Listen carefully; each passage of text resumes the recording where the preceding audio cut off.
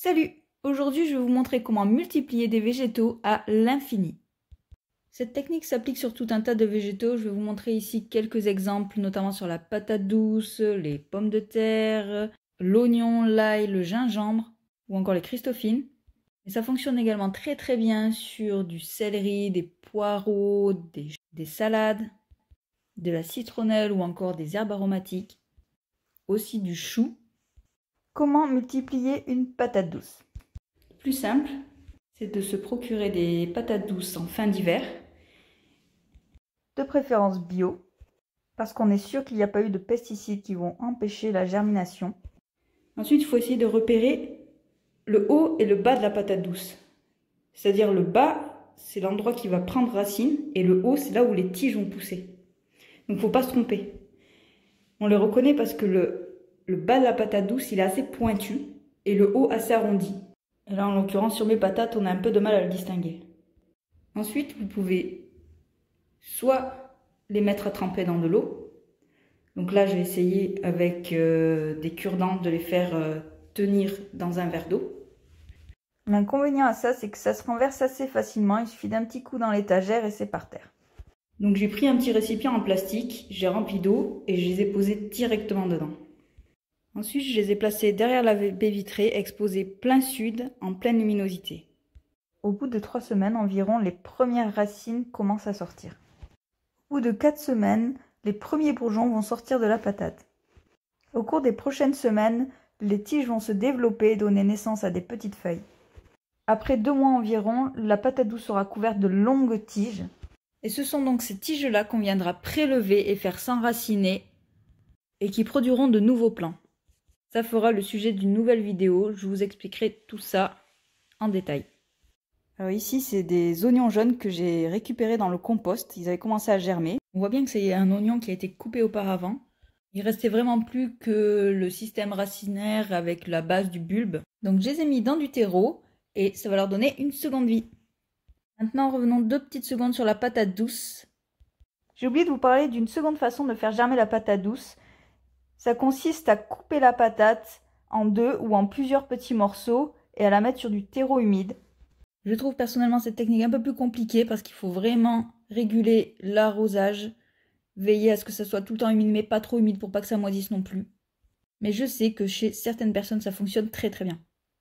Alors ici je voulais vous montrer comment multiplier un pied de patate douce par bouturage.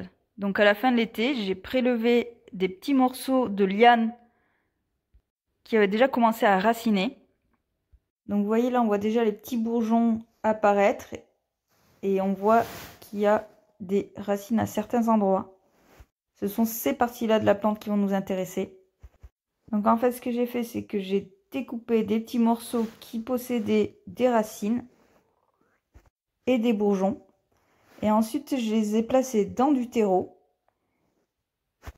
Au bout de quelques semaines, le système racinaire s'est bien développé. Des petites feuilles ont commencé à pousser. Et j'ai obtenu des plants de patates douces. Là, je voulais vous montrer l'ail que j'ai récolté l'année dernière. En fait, j'ai fait une bonne récolte. J'avais pu tresser mon ail. Et ça nous a bien fait 6 mois. Et ensuite, ça a commencé à germer. Donc, plutôt que de les jeter, j'ai récupéré toutes les gousses qui avaient germé. Et je les ai plantées dans du terreau. Et là, bah, pareil, hein, ça va commencer à s'enraciner et les tiges vont pousser. Et puis on va obtenir des nouveaux pieds, ça va refaire des gousses. Ici, je suis en train de faire germer des noyaux d'avocat. Donc j'ai hâte de voir ce que ça va donner.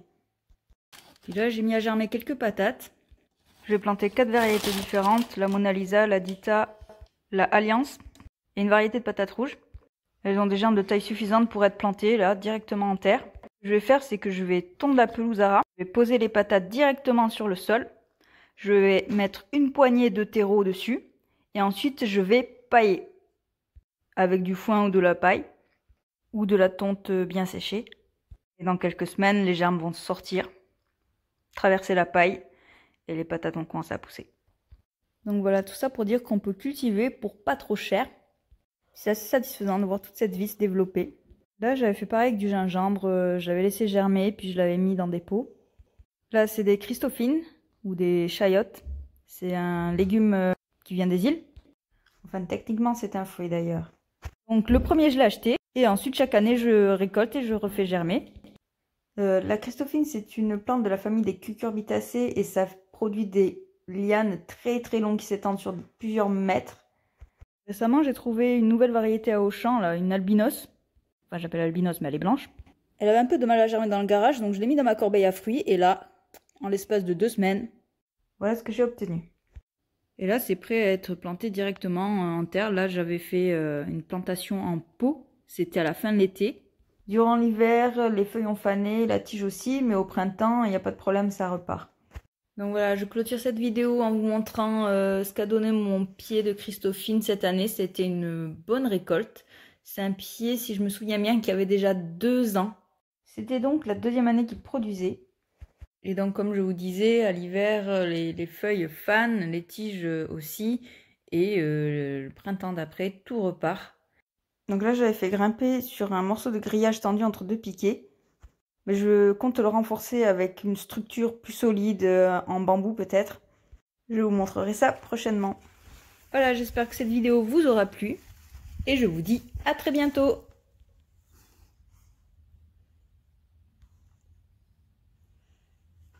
T'es mon goût, t'as fini? Tu m'as fait quoi là? Tu m'as fait un gros trou.